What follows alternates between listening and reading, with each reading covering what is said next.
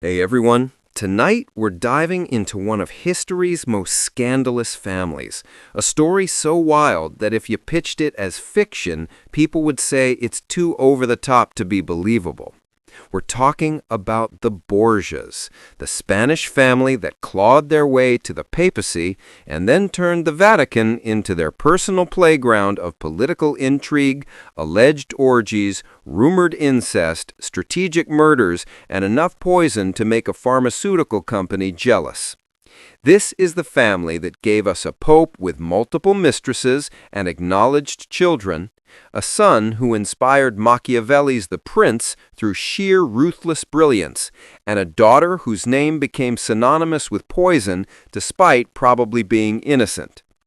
Before we begin, take a moment to like the video and subscribe if you enjoy this content, and let me know in the comments where you're watching from and what time it is there. It's always fascinating to connect with our global audience. Now settle in, get comfortable, dim those lights, and let's travel to Renaissance Italy, where the line between sacred and scandalous was very, very blurry, and where one family decided that if you're going to sin, you might as well do it spectacularly. Our story begins in Spain in the mid-1400s with a family named Borgia in Spanish, which will be Italianized to Borgia when they move to Rome.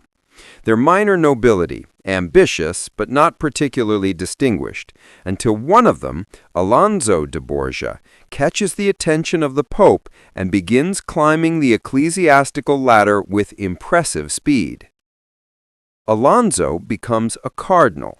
Then in 1455, at age 77, he's elected Pope Calixtus III, and suddenly the Borgia family has access to the most powerful position in Western Christianity. Alonso uses this position to do what any good Renaissance nepotist would do. He promotes his relatives shamelessly, making his nephew, Rodrigo, a cardinal at age 25, setting up the next generation of Borgia power. Now, Rodrigo Borgia, this is where our story really begins, because Rodrigo is going to become Pope Alexander VI, and he's going to be so spectacularly corrupt, so openly scandalous, so brazenly immoral by the Church's own standards that he makes other corrupt popes look like modest parish priests. But first, let's understand the context, because Renaissance Italy is wild in ways that made Borgia behavior possible, if not exactly acceptable. The papacy in the 15th century is as much political office as spiritual one. Popes rule the papal states as temporal monarchs. They have armies and territories and political alliances. They're constantly scheming and fighting and making deals with Venice and Florence and Milan and Naples all the time. Many cardinals and popes come from wealthy families and live like Renaissance princes, with palaces and art collections and elaborate courts. The vow of poverty is more theoretical than practiced, and while celibacy is officially required, it's often quietly ignored. Lots of clergy have mistresses and illegitimate children, though usually with some attempt at discretion.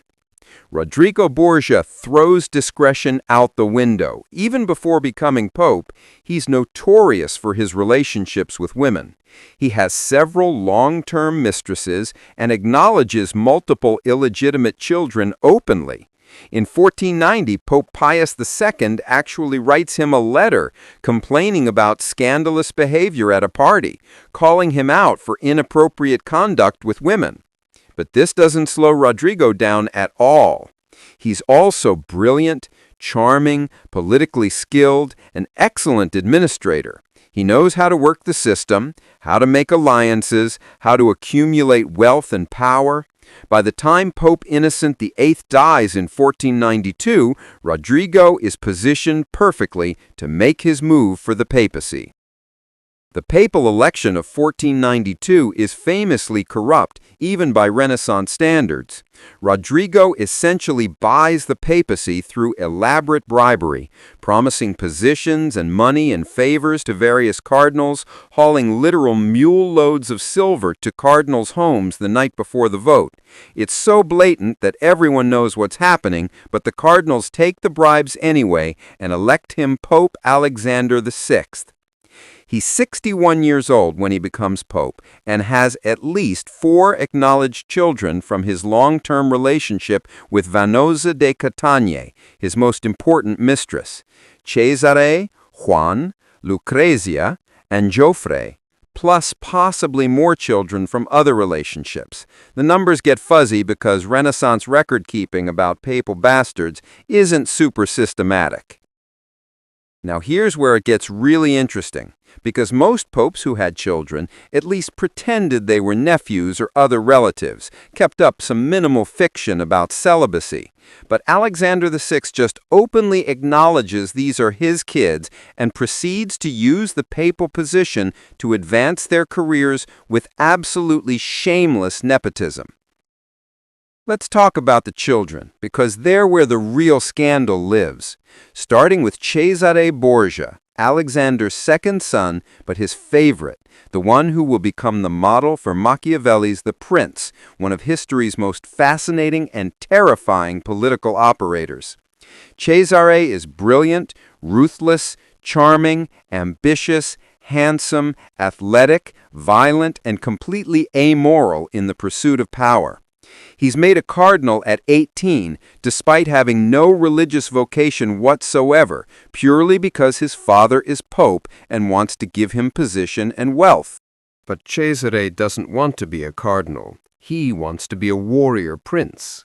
He wants territory and armies and power, not church position.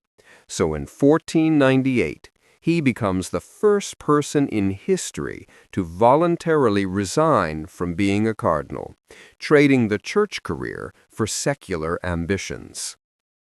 His father, the Pope, instead of being offended, fully supports this and helps arrange Cesare's marriage to a French princess, securing alliance with France, giving Cesare the title Duke of Valentino, beginning his campaign to conquer territory in central Italy and carve out his own kingdom.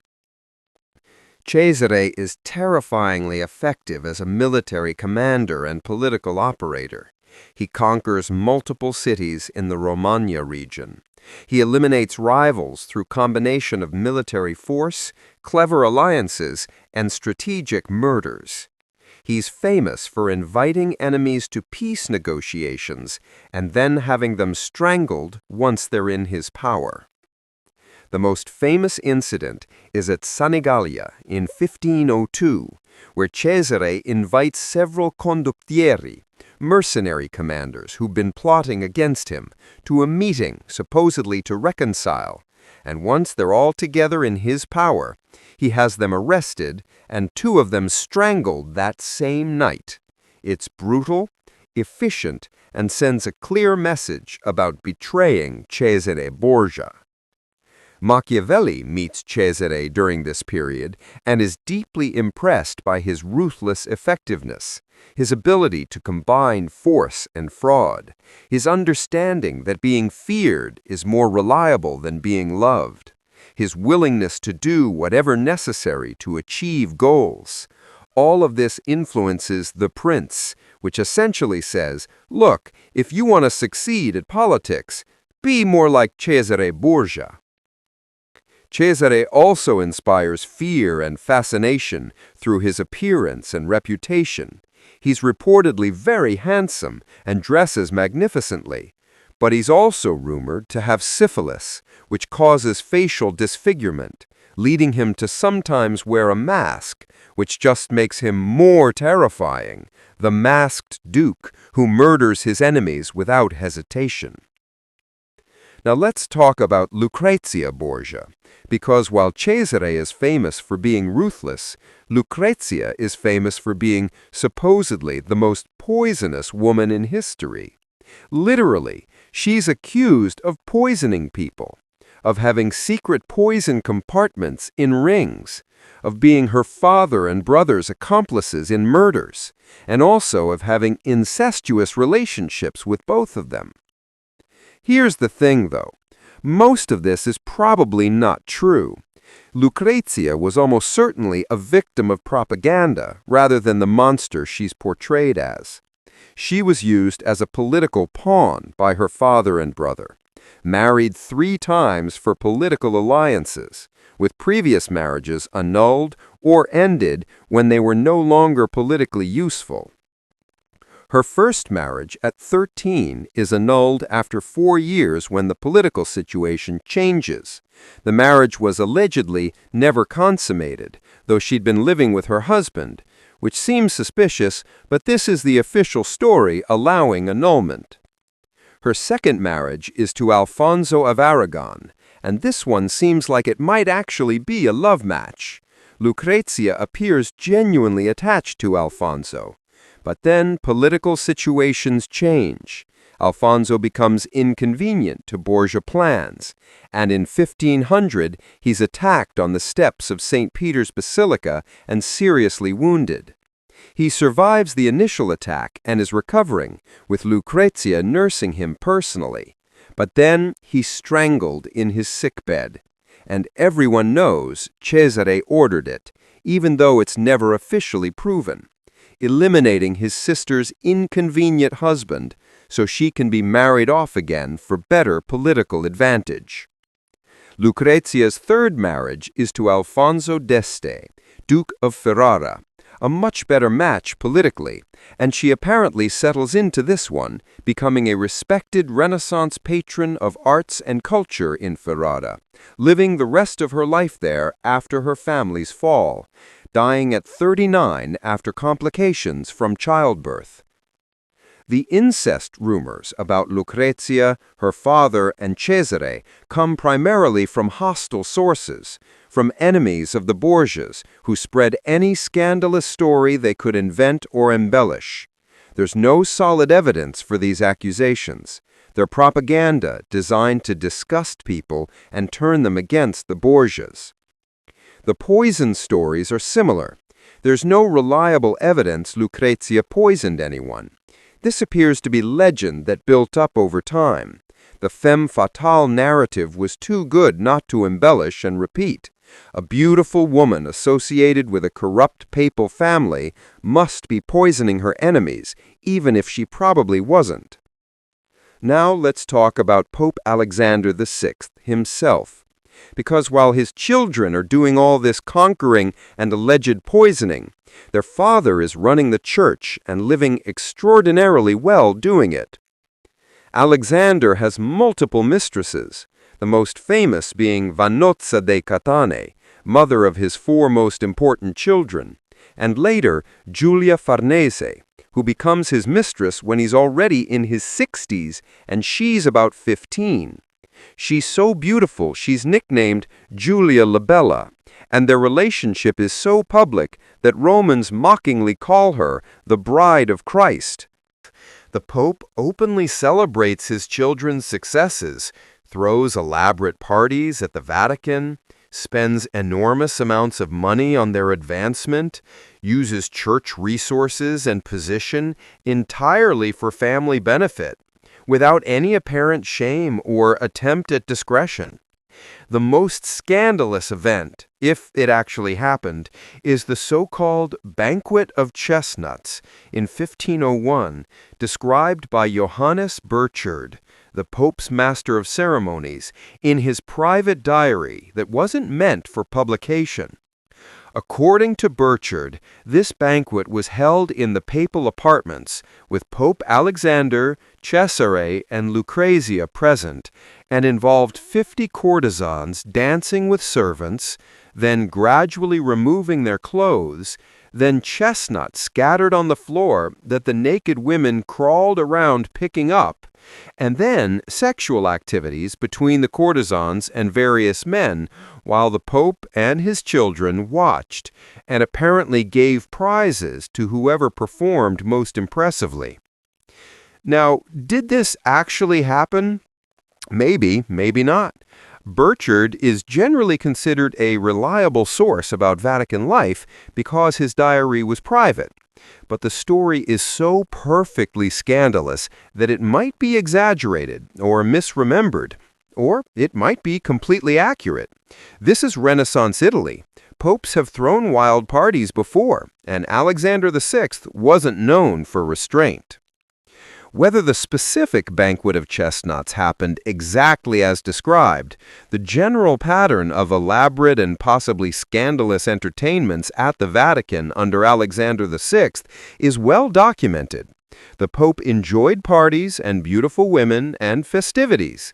He wasn't living like an austere spiritual leader. The murders associated with the Borgias are more reliably documented than the sexual scandals, and they're numerous. Rivals and inconvenient people die with suspicious regularity around the Borgia family. The Duke of Gandia, Juan Borgia, Alexander's eldest son, and possibly his favorite early on, is found murdered in the Tiber River in 1497.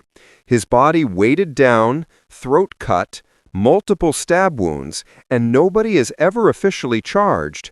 The rumors immediately point to Cesare having murdered his own brother, possibly out of jealousy over their father's favor, possibly over a woman, possibly for political advantage.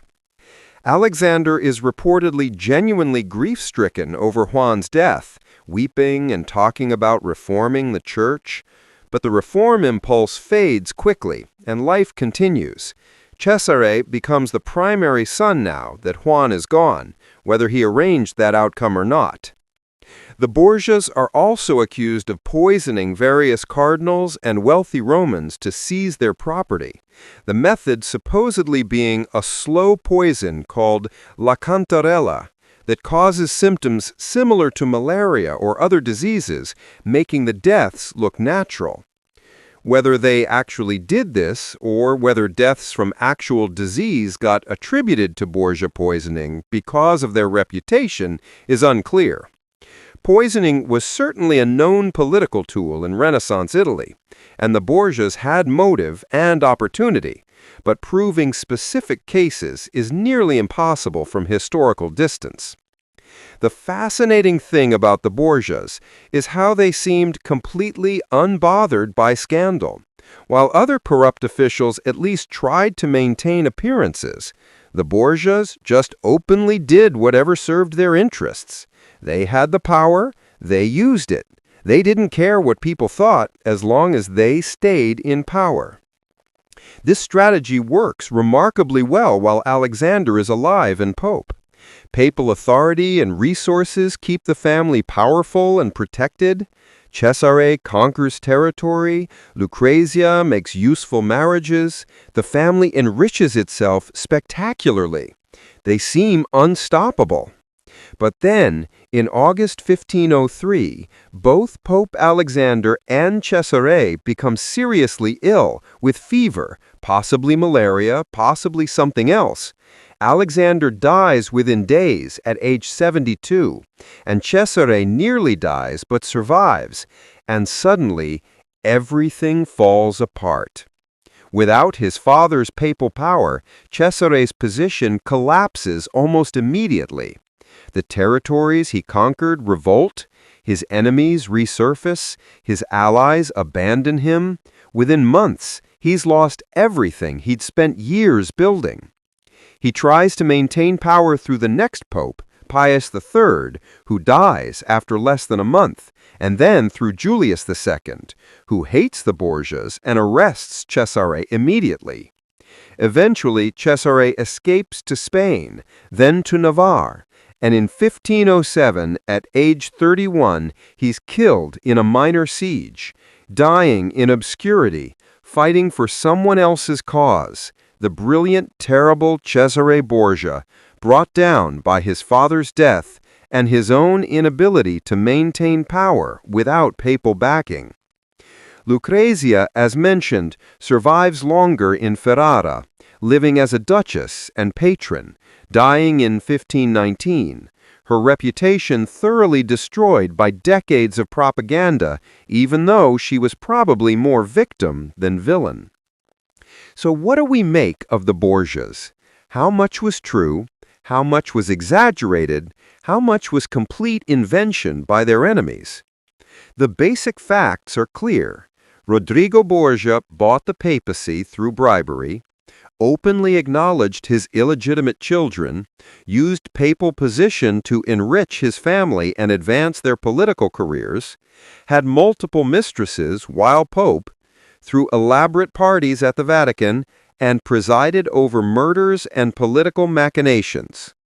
His son Cesare was brutal, effective, and ruthless, conquering territory through combination of military skill and strategic murder, eliminating rivals without hesitation, inspiring both fear and admiration, becoming Machiavelli's model prince. His daughter Lucrezia was used as political pawn, married multiple times for advantage, and became subject of scandalous rumors that probably weren't true but destroyed her historical reputation anyway. The more extreme allegations, the incest, the banquet of chestnuts, the systematic poisoning, these are harder to verify. They come from hostile sources with motivation to exaggerate Borgia crimes, but they're also the kind of thing that's not impossible, given what we know about their behavior. The Borgias operated in a time and place where corruption was common, but usually had some discretion, and they just openly didn't care about appearances. They grabbed power and used it and let people think what they wanted, and for a while this worked spectacularly well. Their fall was equally spectacular, from ruling the church and conquering Italian territories to complete collapse within months of Alexander's death, proving that their power was entirely dependent on the papal position and couldn't survive without it. The legacy of the Borgias is complicated. They're remembered as the ultimate corrupt Renaissance family, the Pope who made a mockery of celibacy, the son who inspired the prince, the daughter who became symbol of poisonous femininity, all of it wrapped in rumors of incest and orgies and murders. But they're also remembered as effective. Cesare really was brilliant at politics and warfare. Alexander really was an able administrator when he wasn't busy enriching his family. They understood power and how to use it. They just didn't care about the moral and ethical constraints that were supposed to limit that use. As you drift toward sleep now, imagine Renaissance Rome in the late 1400s and early 1500s, a city of incredible art and architecture, of papal power and political intrigue, of magnificent palaces and dark conspiracies, where the Vatican housed both spiritual authority and worldly corruption in bewildering combination. The Pope Alexander walks through Vatican halls in splendid robes, attended by cardinals and servants, wielding religious authority over Western Christianity, while also being a father worried about his children's advancement, a politician maneuvering against rivals, a man enjoying his mistress's company, all these identities coexisting in one complicated person. Cesare Borgia rides through the Romagna at the head of his army, feared and respected, conquering cities and eliminating rivals, building his power base through force and cunning, believing that effectiveness matters more than morality in politics, that the end justifies the means, that power is its own justification. Lucrezia Borgia sits in her apartments, a pawn in her family's schemes, married off and annulled and married again as political needs shift, bearing children and managing households and trying to maintain some dignity while rumors swirl around her. Her reputation destroyed by association and propaganda, regardless of what she actually did or didn't do. The Borgias represent something fascinating about power and scandal, about how reputation gets made and destroyed, about the gap between official roles and actual behavior, about the particular corruption of mixing spiritual authority with temporal ambition. They're not the only corrupt Renaissance family, not even necessarily the worst, but they're the most famous, partly because they were shameless, partly because they had enemies who documented their crimes, real and imagined, partly because they rise so high and fall so dramatically, provides perfect narrative arc. Rest now in contemplation of that rise and fall, the Spanish family that bought the papacy and used it shamelessly, the father who blessed his children's conquests, the son who became byword for ruthless politics, the daughter who became symbol of poison, despite probably being more innocent than her reputation suggests. The parties at the Vatican, real or exaggerated, the chestnuts and courtesans and scandalous entertainments, the mixing of sacred space with profane pleasures, the Pope presiding over activities that would make ordinary Christians blush, all of it documented in diaries and letters that weren't meant for public consumption.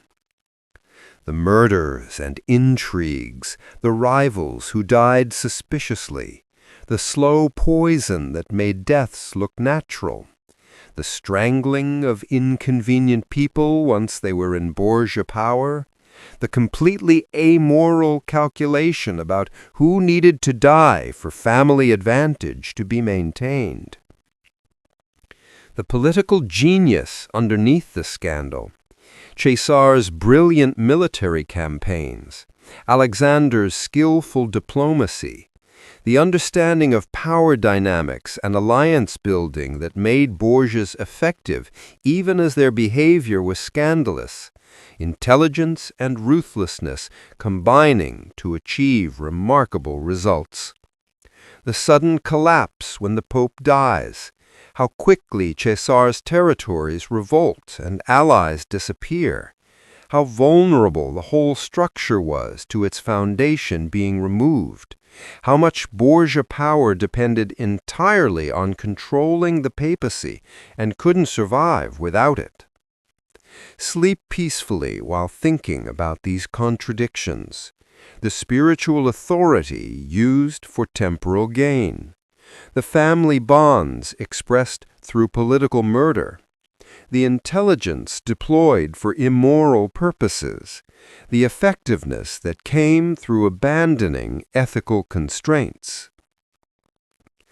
The Borgias show us something about human nature and power, about what happens when ambition meets opportunity and restraint is discarded, about how corruption works when it's organized and strategic rather than random and opportunistic, about how far people will go when they believe the only thing that matters is winning. They also show us about reputation and propaganda, how stories get told and retold until truth and fiction blur, how enemies construct narratives that stick even when evidence is thin, how scandal becomes historical fact through repetition across centuries. Lucrezia Borgia probably didn't poison anyone, but everyone knows she did. The legend is more powerful than the likely truth, the femme fatale narrative too compelling to abandon, even when scholarship suggests she was mostly a victim, used by her male relatives for political advantage. Cesare Borgia really was ruthless and really did murder people. Machiavelli's admiration for his effectiveness was based on actual observation of brutal competence. But even here, the legend has probably grown beyond reality. Every unsolved murder in Renaissance Italy getting attributed to Borgias, whether they were responsible or not. Pope Alexander VI definitely had mistresses and children and threw elaborate parties. These facts are well documented. But whether those parties included the specific events described in The Banquet of Chestnuts, or whether that's exaggeration of more mundane entertainments, is unknowable from historical distance. What we're left with is a family that was certainly corrupt, probably ruthless, possibly monstrous, and definitely fascinating, operating at the intersection of sacred and profane, spiritual and temporal, legitimate and criminal, in ways that made them legendary even in their own time. They remind us that historical figures are rarely purely heroic or purely villainous, that context matters, that propaganda shapes reputations, that the line between effective leadership and criminal behavior can be very thin, that families throughout history have used whatever power they could access to advance their interests regardless of moral cost. Rest now in that awareness, the knowledge that humans are complicated, that power corrupts in interesting ways, that scandal and competence can coexist, that history remembers both the achievements and the crimes, sometimes accurately, sometimes through layers of exaggeration and propaganda. The Borgias rise from Spanish nobility to papal power to controlling significant portions of central Italy to complete collapse, all within a single generation, a spectacular arc that proves both how much can be achieved through ruthless ambition and how fragile that achievement becomes when it's built entirely on one person's position and power. Imagine the Vatican after Alexander dies, Caesar desperately trying to maintain control, realizing how quickly everything is slipping away, the territories rebelling, the allies abandoning, the enemies circling, all the power and prestige evaporating within weeks and months, the mighty duke reduced to prisoner, reduced to exile, reduced to death in obscure siege, far from the glory he once commanded. Imagine Lucrezia in Ferrara, settled into her third marriage, raising her children, patronizing artists and poets, living respectable life as duchess, while knowing that her name has become synonymous with poison and incest and corruption, that history will remember her as a monster, regardless of the probable truth that she was victim more than villain. The Renaissance was full of corruption and political murder and sexual scandal. The Borgias weren't unique in their behavior. They were unique in their shamelessness, in their open disregard for maintaining appearances, in their spectacular rise and equally spectacular fall that made them perfect symbols of Renaissance corruption. Other papal families enriched themselves more subtly. Other political leaders murdered rivals more quietly. Other powerful men had mistresses more discreetly. But the Borgias did everything openly, boldly, without apology or pretense, and that openness made them both effective and vulnerable, both powerful and exposed. Sleep deeply now. The story of the Borgias settling into your consciousness like historical lesson about ambition and power, scandal and reputation, the complexity of judging historical figures across centuries, the ways families operate when they have access to enormous power and minimal ethical constraints. The papal apartments grow quiet after the parties end, servants cleaning up after the entertainments, whatever their exact nature was, the Pope retiring to his chambers, Cesare planning tomorrow's campaigns, Lucrezia preparing for another politically arranged marriage, the machinery of Borgia ambition continuing to operate until suddenly it can't anymore, until death removes the foundation and everything collapses. Rome sleeps uneasily under Borgia rule, the city that's seen so many popes and so much scandal, now witnessing corruption on spectacular scale. The Vatican's simultaneously spiritual center of Christianity and political headquarters of shameless family enriching themselves through sacred office. The contradictions are stunning. The Pope blessing congregations while planning his children's advancement. Cesare attending Mass before strangling rivals. Lucrezia praying while being used as political pawn. The sacred and profane so thoroughly mixed that separating them becomes impossible. This is Renaissance Italy, where art and violence coexist, where beauty and brutality are neighbors, where the same patrons commission magnificent paintings and strategic murders, where the church is both spiritual institution and temporal power player, where ideals and reality maintain such distance that no one even pretends surprise at the gap.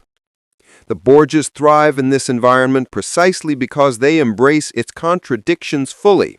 They don't try to reconcile sacred office with profane behavior. They just do both openly.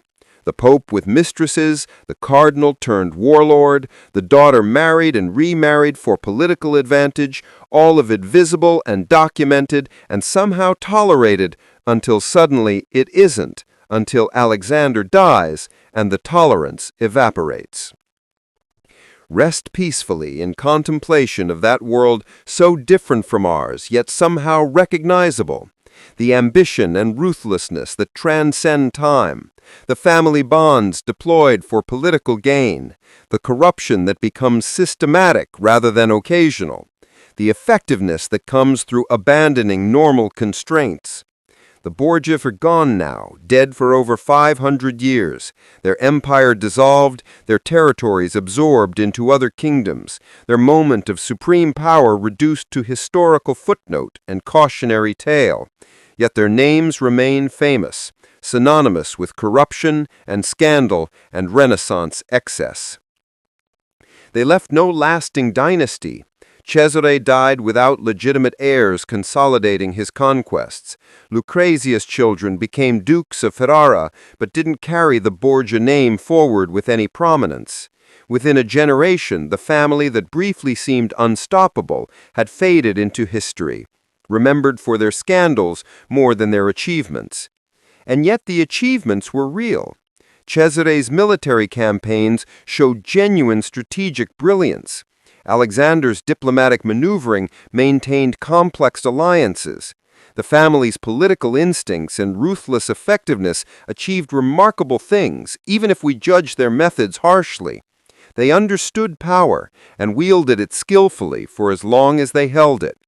The question that haunts Borgia history is whether the scandals were necessary for the effectiveness, whether the ruthlessness and corruption were essential to their success, or whether they were merely coincidental to it. Whether being willing to murder and bribe and violate every norm gave them advantage, or whether they could have achieved similar results through less monstrous means. Machiavelli thought the ruthlessness was essential, that Cesare's willingness to do whatever necessary made him effective in ways moral constraints would have prevented, that successful princes must be willing to abandon virtue when necessary, that the appearance of goodness matters more than actual goodness if you're trying to maintain power. Whether this is actually true, or whether it's justification for behavior we should condemn, is a question that's been debated for 500 years since The Prince was written, and probably will be debated for 500 more. The Borgias serving as eternal case study in the relationship between morality and effectiveness. What's clear is that their power depended entirely on papal position. Once Alexander died, the whole structure collapsed immediately, suggesting that personality and specific circumstances mattered more than strategic brilliance, that Borgia's success was contingent on factors they couldn't ultimately control, that building everything on one person's authority made the whole edifice vulnerable. A more sustainable approach would have built institutions and alliances that survived leadership transitions, would have cultivated genuine loyalty rather than fear-based compliance, would have created legitimacy beyond papal nepotism. But the Borgias weren't thinking long-term. They were exploiting immediate opportunities, grabbing everything they could while they could. And when the grabbing stopped, they had nothing left to hold.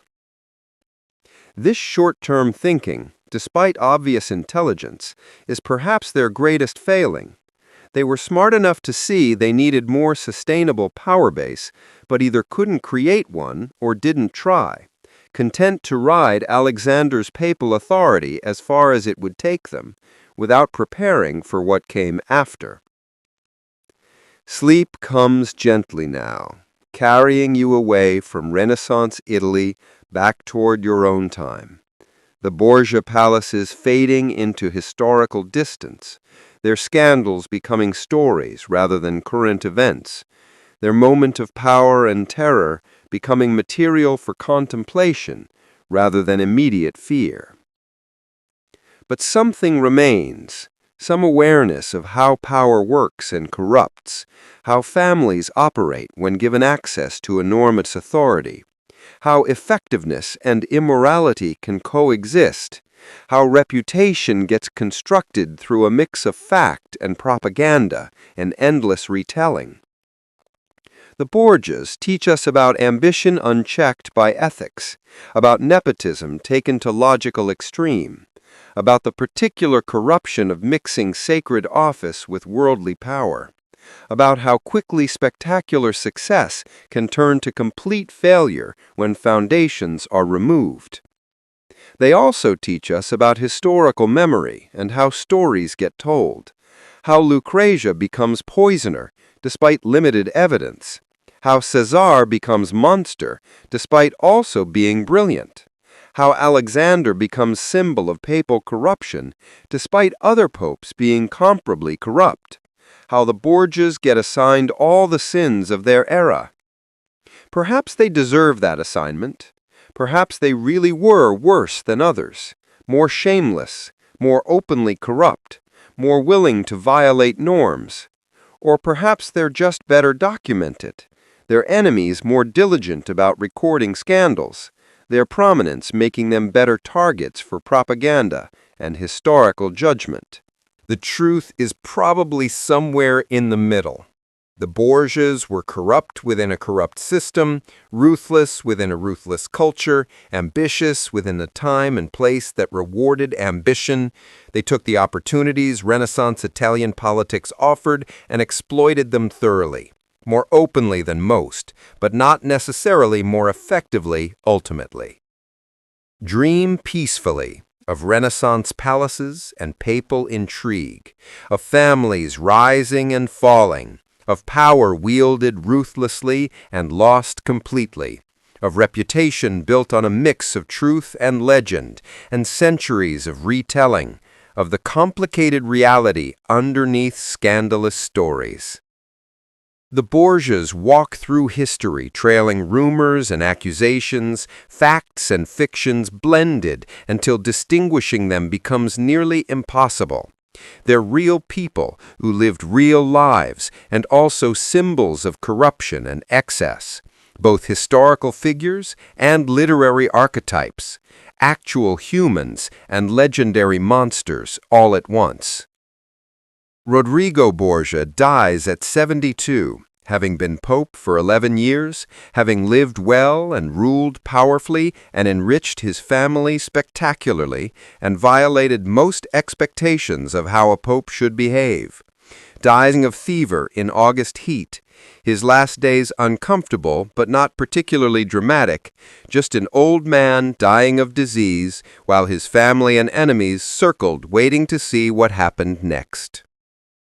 Cesare survives his father's death but loses everything else, from Duke of Valentinois commanding armies and controlling territories, to prisoner, to exile, to death in minor siege at 31, having achieved extraordinary things and lost them all within 4 years. his brilliance ultimately insufficient to overcome the vulnerability of having built everything on his father's papal authority.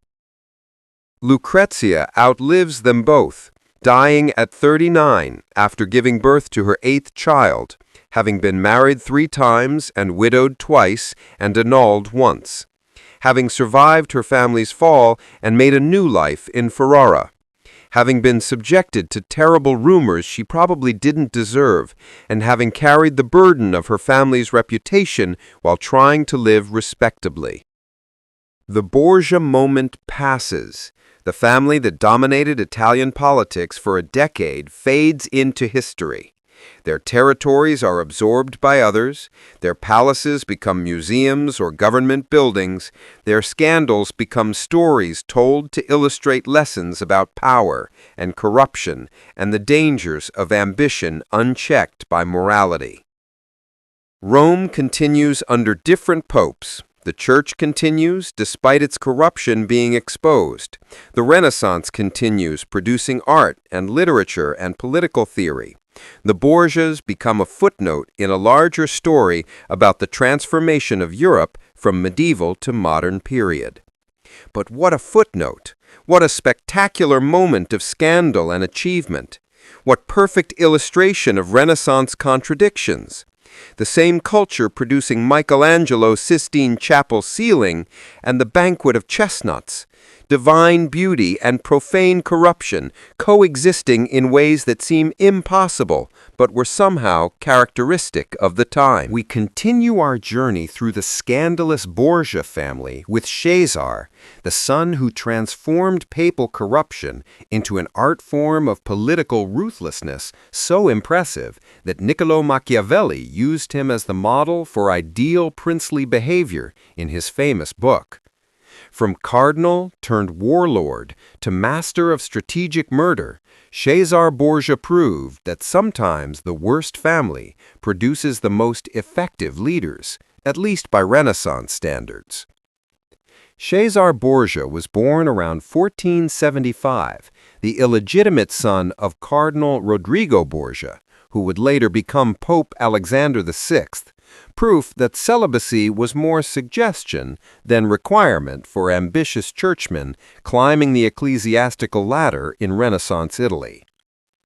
From birth, Cesar was destined for the church, not because of any spiritual calling, but because second sons of powerful families needed prestigious careers, and the papacy offered excellent opportunities for those willing to treat religion as political tool rather than spiritual obligation.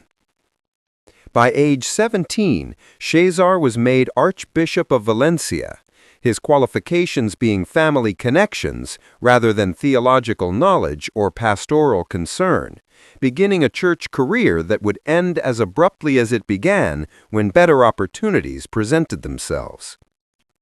When his father became pope in 1492, Cesar's rise accelerated, becoming cardinal at 18, despite being more interested in warfare and women than theology or prayer, the red robes concealing a personality that had nothing to do with Christian virtue. Cesar hated being a cardinal, resented the clerical restrictions that interfered with his true interests, military glory, political power, and personal freedom to pursue the violent ambitions that church office officially forbade but unofficially tolerated among Borgia family members. His opportunity came when his older brother Juan, Duke of Gandia, was murdered in 1497, mysteriously assassinated and thrown into the Tiber River, a crime that many suspected Cesar himself had ordered to eliminate competition for their father's favor and the secular power that came with it.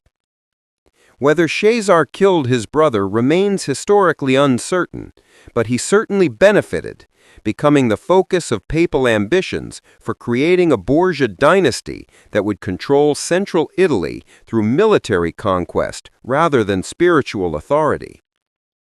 In 1498, Cesar resigned from the cardinalate, an almost unprecedented move that shocked Rome, trading church position for secular power, becoming Duke of Valentino through French alliance, finally free to pursue the military and political career he'd always wanted. Pope Alexander VI supported this transformation enthusiastically, using papal resources and authority to fund Caesar's military campaigns, essentially converting church wealth into dynastic ambition, proving that Renaissance popes could be remarkably flexible about using spiritual office for temporal gain. Caesar's military campaigns in the Romagna region of Italy demonstrated ruthless efficiency that impressed contemporaries even as it horrified them, combining strategic brilliance with absolute willingness to use any means necessary, murder and betrayal being simply tools of statecraft rather than moral violations. He conquered cities through combination of military force, political manipulation, strategic marriages, and targeted assassinations, building a territorial state in central Italy that briefly looked like it might become permanent power base for the Borgia family. The most famous example of Caesar's methods occurred at Senigliala in 1502, where he invited rebellious conditori, mercenary leaders, to negotiations, welcomed them peacefully, then had them arrested and strangled overnight, eliminating all opposition in a single masterful act of betrayal that became textbook example of effective treachery. Machiavelli, serving as Florentine diplomatic envoy, witnessed Caesar's actions firsthand and was impressed by the cold strategic thinking that prioritized results over conventional morality, later using Caesar as the model for the effective prince who does whatever necessary to maintain power and stability. The Borgia family's alleged poison of choice, cantarella, may have been arsenic-based compound or may have been mythical, the uncertainty itself serving political purposes by making every meal with the Borgias potentially deadly encounter.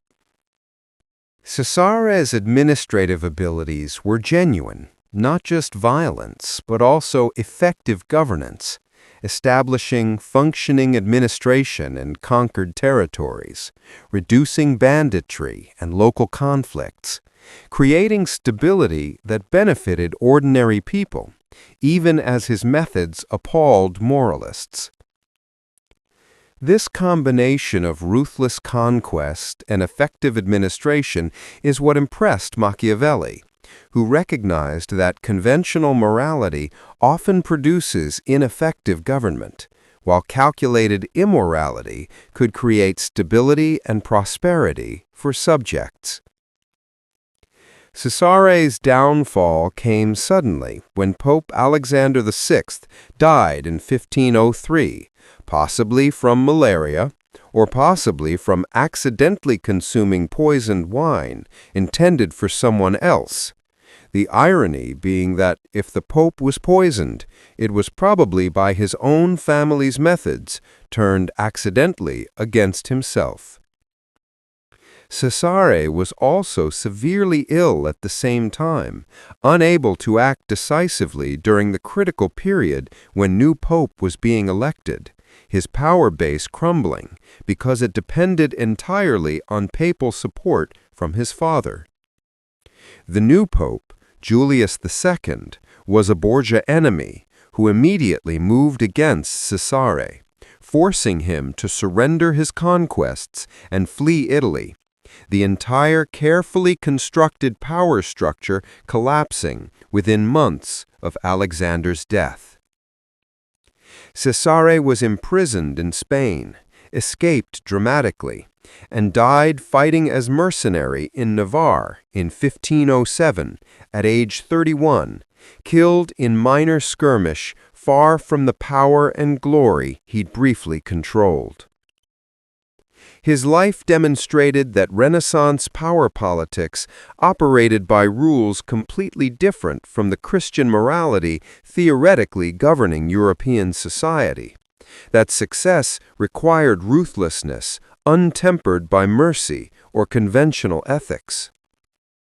Machiavelli's The Prince, written in 1513, uses Cesare as primary example of effective political leadership, arguing that rulers must be willing to act immorally when necessary for state survival and stability, that being good can be fatal to princes who need to be feared rather than loved.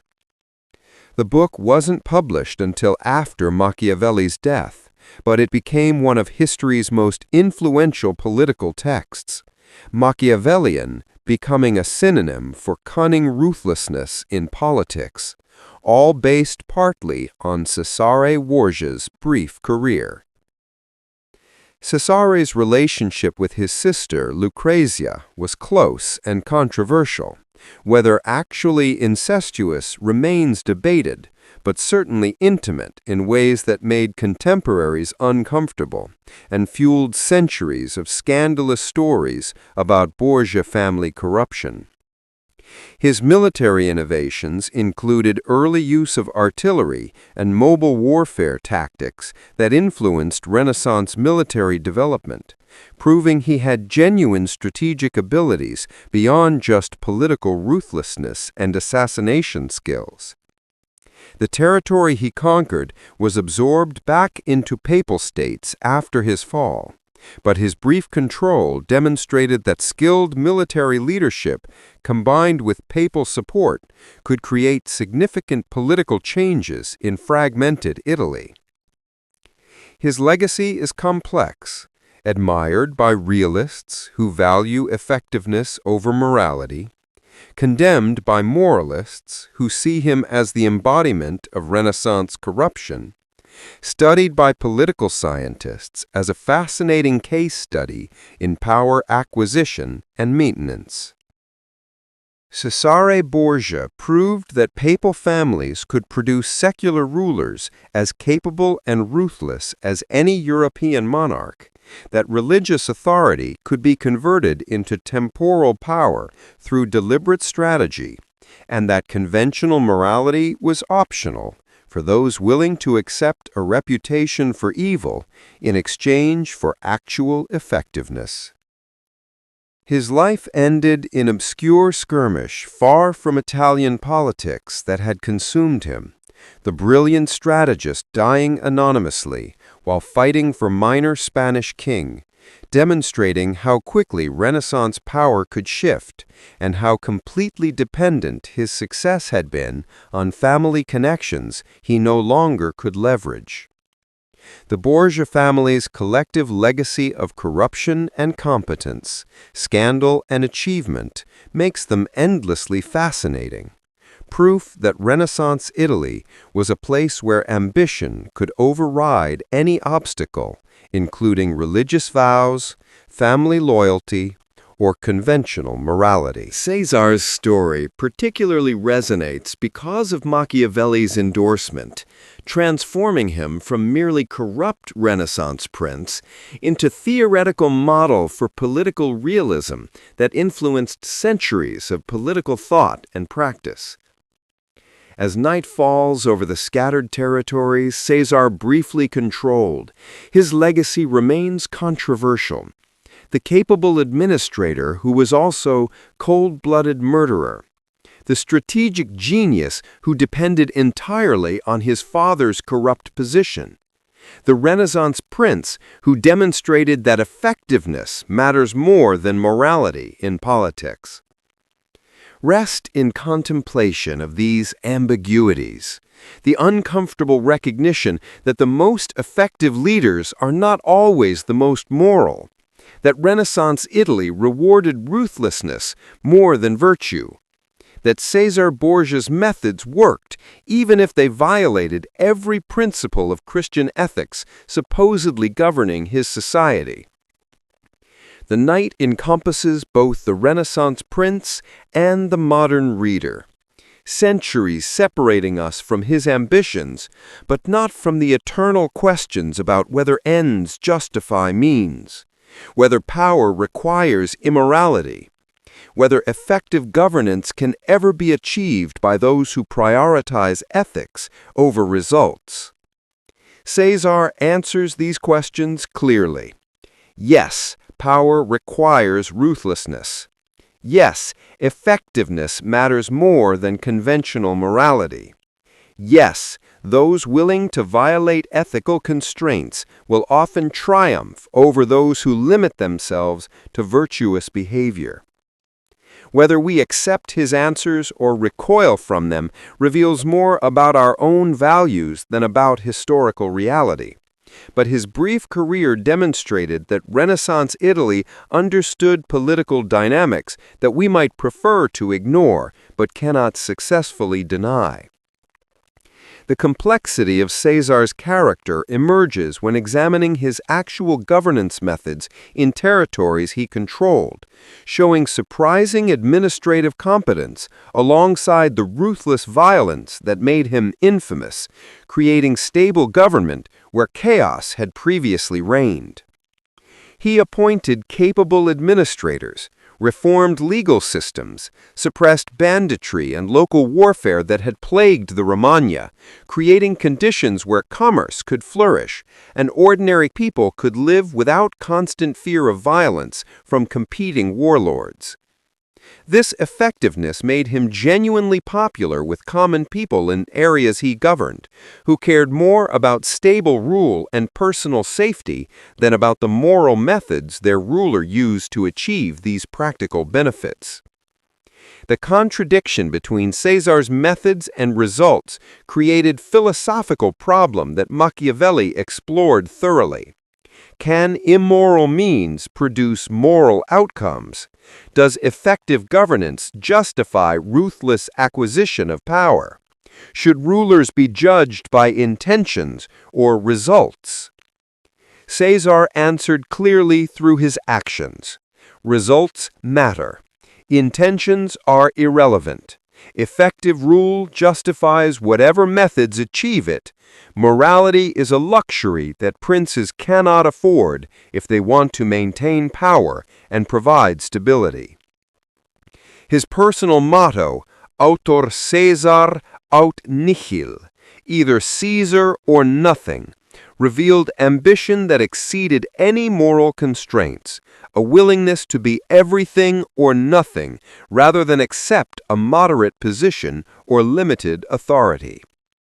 The diseases that struck both Caesar and his father simultaneously in 1503 may have been malaria, may have been deliberate poisoning, may have been accidental consumption of their own poison intended for dinner guests, the uncertainty itself demonstrating how thoroughly the Borgias' reputation for poisoning shaped interpretations of even their own misfortunes.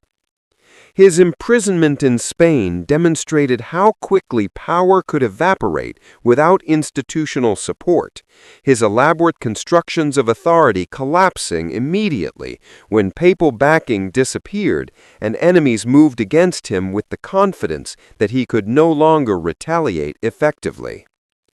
His dramatic escape from Spanish prison, climbing down castle walls with improvised ropes, showed physical courage and determination that matched his political ruthlessness, proving that he possessed genuine military virtues alongside the calculated treachery that defined his political career. His final years as mercenary in Navarre were anticlimactic, ending for someone who had wielded such power. Reduced to fighting other people's minor wars for pay, his ambitions permanently thwarted by circumstances beyond even his considerable abilities to manipulate.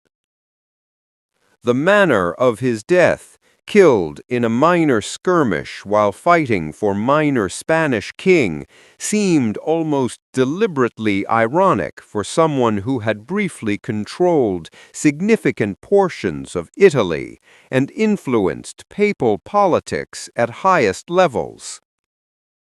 His body was initially buried in Viana Church, but centuries later his bones were removed and reburied outside because local citizens objected to having such notorious figure resting in consecrated ground, his reputation continuing to cause controversy long after his death.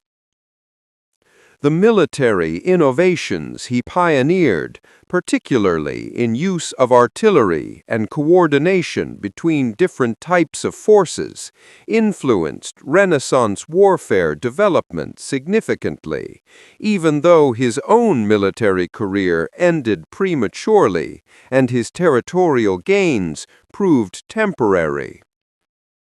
His relationship with Leonardo da Vinci, who briefly served as his military engineer, demonstrated Cæsar's appreciation for technical innovation and his willingness to employ the best talent, regardless of conventional thinking about art and warfare as separate domains.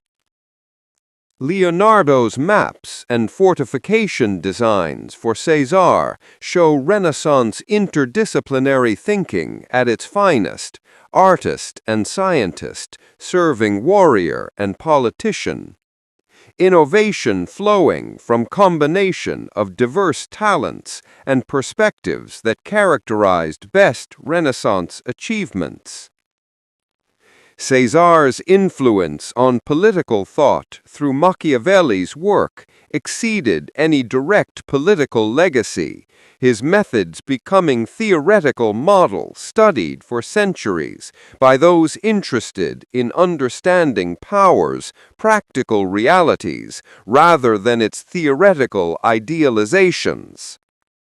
The Prince remains controversial precisely because it describes politics as Cæsar practiced it, an amoral struggle for power where effectiveness matters more than virtue, where appearance of morality serves purposes, but actual morality constrains action dangerously.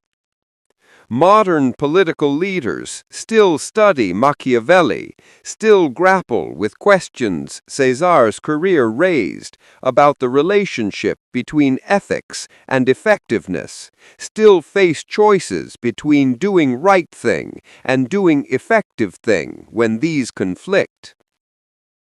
The Borgia family's collective fall demonstrated how dynastic ambitions built on corrupt foundations could collapse completely within a single generation, leaving almost no permanent institutional legacy, despite temporary concentration of enormous power and resources.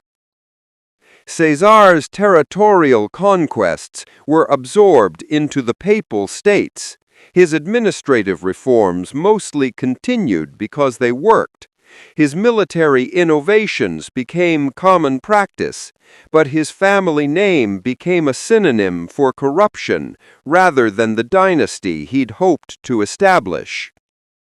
The question of whether Cæsar was a great man or merely fortunate opportunist divides historians still, his genuine abilities difficult to separate from advantages provided by his father's position and resources that made his campaigns possible. Without papal support, Cæsar was just another ambitious mercenary captain. With it, he briefly seemed capable of unifying central Italy under a single effective ruler, the difference demonstrating how much individual achievement depends on institutional backing and circumstantial advantages. His strategic genius was real, but limited by dependence on conditions beyond his control. His ruthlessness was effective, but ultimately insufficient when facing coordinated opposition from multiple enemies after losing protective papal power. The lessons of Cesare's career remain relevant. Political effectiveness requires more than personal ability. Institutional support matters enormously. Reputation for ruthlessness can deter opposition, but also ensures that enemies will destroy you if they get chance. And building sustainable power requires more than conquest and intimidation. As night deepens over the scattered territories Cesare briefly ruled, his ghost haunts political philosophy and Renaissance history, the effective monster whose brief career raised eternal questions about power, morality, and the uncomfortable relationship between them. Rest in awareness that Cesare Borgia's story offers no comfortable moral lessons, no simple condemnations or celebrations, only complicated recognition that effective leadership and ethical leadership are not always the same thing, that Renaissance politics rewarded qualities we might prefer to condemn. The prince sleeps in his unmarked Spanish grave, his ambitions dust, his methods infamous, his effectiveness undeniable, his legacy permanent through Machiavelli's theoretical work that immortalized his practical career as model for realistic political thinking. Dream peacefully knowing that history's most effective leaders often embody contradictions we struggle to resolve. That Cesare Borgia proved both the possibilities and limits of ruthless ambition. That his brief career illuminated truths about power that remain uncomfortable but cannot be successfully denied. The night encompasses Renaissance Italy, where Cesare's type of ruthless effectiveness was common practice rather than exceptional behavior, where survival required the kind of calculated immorality that Machiavelli documented, and later ages found shocking, but which Renaissance princes understood as simple political reality. We complete our Borgia family portrait with Lucrezia, the daughter whose name became synonymous with poison, incest, and Renaissance wickedness, but whose actual life was probably far more tragic than scandalous. A woman whose reputation was destroyed by her family's crimes and enemies' propaganda, becoming history's favorite female villain based on stories that are almost certainly false. Lucrezia Borgia was born in 1880, illegitimate daughter of Cardinal Rodrigo Borgia and his long-term mistress Vanosa de Catania, growing up in a household where religious office and sexual relationships coexisted comfortably despite official church teachings about celibacy. Unlike her brother Cesare, Lucrezia had no choice about her career. Women of her class and time existed primarily as political tools through marriage, her beauty and family connections making her valuable asset in papal diplomatic strategy. Her first engagement at age 11 to Spanish noblemen was broken when better political opportunity arose, beginning pattern where Lucrezia's marriages would be arranged, annulled, and rearranged according to her father's changing political needs, without regard for her personal feelings or attachments. Her first actual marriage at 13 to Giovanni Sforza provided alliance with a powerful Milanese family, but when political winds shifted, Pope Alexander VI decided the marriage must end, forcing annulment on grounds of non-consummation, despite Lucrezia having lived with her husband for years. Giovanni furiously claimed the marriage had been consummated, that annulment was political manipulation, and spreading rumors that the real reason was that Pope Alexander wanted Lucrezia for himself in incestuous relationship, beginning the sexual scandal stories that would define her reputation forever. These incest allegations were almost certainly false, created by bitter ex-husbands seeking revenge, and amplified by Borgia enemies who found sexual scandal useful propaganda against papal family they opposed politically. But truth mattered less than reputation once stories began circulating. Lucrezia's second marriage to Alfonso de Aragon was apparently genuine love match, a rare happiness in her otherwise politically controlled life, but ended tragically when Alfonso was attacked and seriously wounded, possibly on Cesar's orders, then finished off while recovering when it became clear he would survive the initial assassination attempt. Lucrezia was devastated, truly grief-stricken, but had no power to demand justice or revenge against her own brother if he was indeed responsible for murdering her husband, demonstrating her actual powerlessness despite later legends of Borgia women controlling poison rings and orchestrating murders. Her third marriage to Alfonso d'Este, Duke of Ferrara, was again political arrangement, this time surprisingly successful. Lucrezia transforming from scandal-ridden papal daughter into respected duchess, effective administrator, and eventually beloved figure in Ferrara, where her later years contradicted everything her reputation suggested about her character.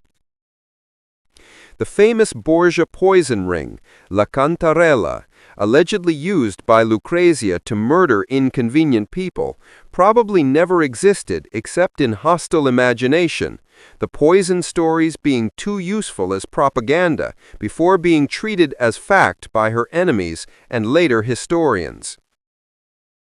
Her relationship with her father was close, but probably not incestuous despite persistent rumors. Alexander VI was genuinely affectionate parent by the standards of his time, manipulative and controlling about her marriages, but not sexually abusive, the incest stories serving political purposes for Borgia opponents rather than reflecting actual behavior. Her relationship with Cesar was also close, possibly unhealthily so by modern standards, but whether it crossed into incest is doubtful despite centuries of scandalous accusations, Renaissance sibling relationships often being intensely emotional without being sexual. Lucrezia's court in Ferrara became center of Renaissance culture, patronizing artists and poets, supporting educational and charitable institutions, demonstrating administrative abilities and cultural sophistication that contradicted the poison murderous image her enemies had created. She had multiple affairs during her Ferrara years, relationships that were open secrets at court, but this was relatively normal behavior for aristocratic women of her time and class, hardly evidence of the monstrous corruption her reputation suggested. Her correspondence shows intelligent, educated woman interested in literature and arts, concerned about her children's welfare, managing household and political affairs competently, nothing like the poison-wielding seductress of legend.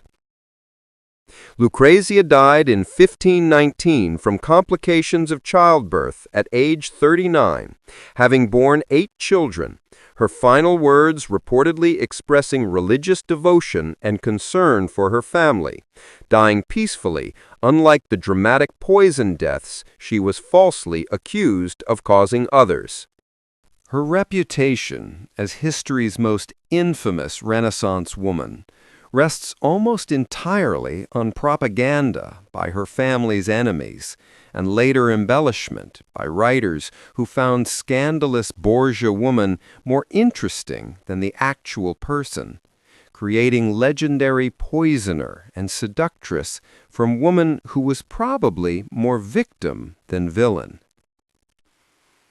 The contrast between her actual documented life and her legendary reputation demonstrates how easily historical figures, especially women, can be transformed into monsters through combination of hostile propaganda and cultural willingness to believe the worst about powerful families and sexually autonomous women. Victor Hugo's play about the Borgias cemented Lucrezia's reputation as poisoner, creative fiction becoming accepted historical fact, later works building on these fictional foundations until separating truth from legend became nearly impossible for popular understanding. Modern historians have worked to rehabilitate Lucrezia's reputation, showing how little evidence supports the scandal stories, how much of her legend derives from political propaganda and misogynistic assumptions about powerful women. But popular imagination still prefers the dramatic poisoner to the more complex historical reality. Her life demonstrates how Renaissance women, even from powerful families, had limited control over their own fates, being married and divorced according to male family members' political calculations, their reputations vulnerable to destruction through sexual scandal, regardless of actual behavior. Lucrezia's transformation from papal scandal to respected duchess shows that escape from toxic family was possible, that she could create a different life once removed from her father and brother's sphere of corruption, that her character was probably much better than her circumstances suggested. The tragedy of her reputation is that she's remembered for crimes she almost certainly didn't commit, while her actual suffering as political pawn, manipulated by ambitious men, is forgotten or trivialized in favor of a more exciting fictional version of her life. Her story serves as cautionary tale about believing historical gossip, about how easily reputation can be destroyed, about how propaganda and legend overwhelm documentary evidence when the false story is more entertaining than truth. Lucrezia Borgia deserved better from history. A woman who survived a remarkable family and created successful life despite obstacles, who showed genuine capability as administrator and patron, who was probably far more sinned against than sinning. As night falls over Ferrara, where she found peace away from Roman scandal, we can contemplate how different her actual life was from her legend, how much of what we know about historical women is filtered through hostile male sources and misogynistic assumptions. Rest now in recognition that Lucrezia Borgia was human being rather than monster, that her family's genuine crimes shouldn't obscure her personal innocence of the specific accusations made against her, that reputation and reality are often tragically divergent for historical figures whose stories are told by their enemies. The Duchess sleeps in Ferrara Cathedral, respected and mourned by the community she governed well, her actual life contradicting the legends that made her infamous, proof that historical truth is often less dramatic, but more interesting than the scandalous stories that replace it. Dream peacefully with awareness that women throughout history have been slandered into infamy, that Lucrezia Borgia's story reminds us to question hostile accounts, that the most scandalous historical figures are often those whose reputations were destroyed by propaganda rather than earned by actual crimes. The Borgia family's collective legacy includes genuine corruption and crimes, but Lucrezia's part in that legacy was probably more as victim and survivor than as active participant, her reputation more reflection of Renaissance misogyny and political propaganda than of her actual character and behavior. As sleep approaches, consider how easily we accept historical narratives without questioning their sources, how willingly we believe scandalous stories about women, how much of what we think we know about the past is actually legend and propaganda rather than documented reality. Lucrezia Borgia deserves to be remembered for who she actually was: intelligent, cultured, capable woman who survived being used as political pawn by her family and emerged with dignity and competence intact, not the poisoning seductress of hostile legend and creative fiction. The night encompasses both the real woman and the legendary monster, centuries of false stories gradually being corrected by modern scholarship, but still dominating popular understanding, proof that reputation once destroyed is nearly impossible to fully restore regardless of evidence.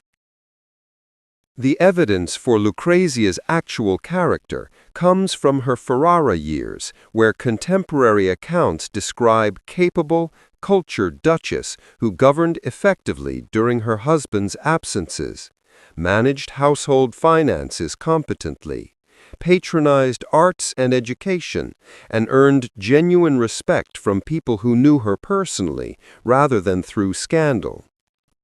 Her charitable works in Ferrara included support for hospitals, orphanages, and religious institutions, demonstrating concern for vulnerable populations that contradicted her reputation as cold-blooded poisoner interested only in personal power and pleasure. Her intellectual interests extended to literature, poetry, and classical learning, corresponding with leading humanist scholars of her time, participating in cultural renaissance that made Italy's civilization center during 16th century. The famous letter collection preserved in Ferrara archives shows Lucrezia managing complex household affairs, negotiating political matters, maintaining family relationships, and expressing genuine maternal concern for her children's welfare and education. Her relationship with poet Pietro Bembo, documented through passionate letters, demonstrates that she was capable of genuine romantic feeling and intellectual partnership, not just the calculating seductress of legend who used sexuality purely as political weapon. The contrast between Lucrezia's Spanish years under her father's control and her Italian years as independent duchess suggests that much of her earlier scandal resulted from family circumstances rather than personal character, that she flourished when removed from Borgia corruption and given opportunity to govern independently.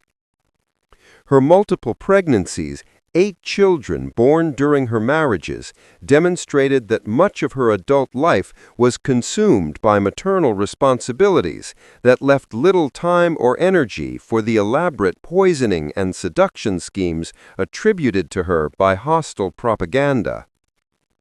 The famous Borgia apartments in the Vatican, decorated by Pinturicchio, with Lucrezia appearing as Saint Catherine, show how her father presented her publicly, as virtuous and pious. The contradiction between this official image and scandal stories demonstrated how completely propaganda could overwhelm actual family presentation. Her role in her second husband Alfonso's murder, if any, was probably limited to helpless witness, unable to prevent or punish crime committed by her more powerful brother. Her grief and rage at his death suggested genuine love rather than complicity in assassination. The poison ring story, endlessly repeated, has no documentary evidence whatsoever, appearing first in hostile accounts written decades after her death by writers with clear political and moral reasons to demonize the Borgia family through salacious details. Modern forensic historians examining available evidence consistently conclude that most Borgia poison stories are fabrications, that while some strategic deaths may have been deliberate, the wholesale poisoning attributed to the family is mostly legend serving propaganda purposes. Lucrezia's transformation from scandal-ridden papal daughter to respected Italian duchess demonstrates remarkable personal resilience and adaptability, building new life and reputation despite carrying the burden of the family's genuine crimes and her own fabricated scandals. Her relationship with her second husband, Alfonso, appears to have been respectful, if not passionate. Successful political partnership that produced children and stable governance, even if it lacked romantic intensity of her doomed earlier marriage. The cultural flowering in Ferrara during her tenure as Duchess created lasting legacy more significant than scandal stories, supporting artists and writers who produced works that survived, while scandalous gossip is gradually being recognized as mostly false. Her children, including Cardinal Ippolito d'Este and Duchess Eleanor of Urbino, went on to significant careers and positions, suggesting that Lucrezia provided effective maternal guidance and arranged appropriate opportunities for their advancement, despite her own complicated family background. The death records from Ferrara describe genuine mourning at her passing, public grief that seems inconsistent with the monster of legend, suggesting that people who actually knew her found much to respect and little to fear in the Duchess who had governed them well. Her will and final religious observances demonstrate conventional piety of her era, endowing masses for her soul and making bequests to religious institutions. Behavior of woman concerned about salvation rather than defiant poisoner flaunting moral standards. The contrast between historical evidence and popular legend regarding Lucrezia creates perfect case study in how reputations are constructed, maintained, and gradually revised through careful scholarly work that challenges received narratives with documentary evidence. Victor Hugo's play, Lucrezia Borgia, premiered in 1833, cementing theatrical image of beautiful poisoner that overshadowed historical person. Donizetti's opera version, further popularizing fictional Lucrezia, who bore little resemblance to actual Renaissance woman. These dramatic portrayals, endlessly repeated in literature and later film, created cultural icon of female evil that served purposes having nothing to do with historical accuracy. Lucrezia becoming symbol for anxieties about female power, sexuality, and autonomy that reflected concerns of later eras rather than Renaissance realities. The feminist rehabilitation of Lucrezia's reputation in recent decades has emphasized how her legend demonstrates misogynistic patterns in historical writing, how women associated with powerful families are automatically suspected of sexual and criminal misconduct, how propaganda against male leaders is often directed through attacking women in their families. Her actual documented life shows intelligence, capability, resilience, cultural sophistication, administrative competence, maternal dedication, and personal complexity that deserve recognition beyond the simple poisoner caricature that dominated popular understanding for centuries.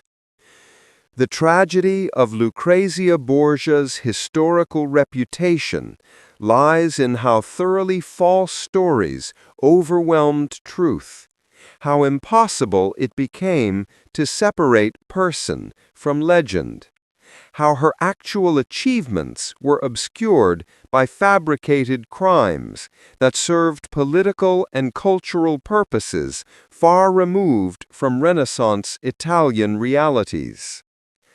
As night settles over Ferrara, where Lucrezia found peace and built reputation, contradicting her earlier notoriety, we can reflect on how difficult historical truth is to establish once propaganda and legend have done their work.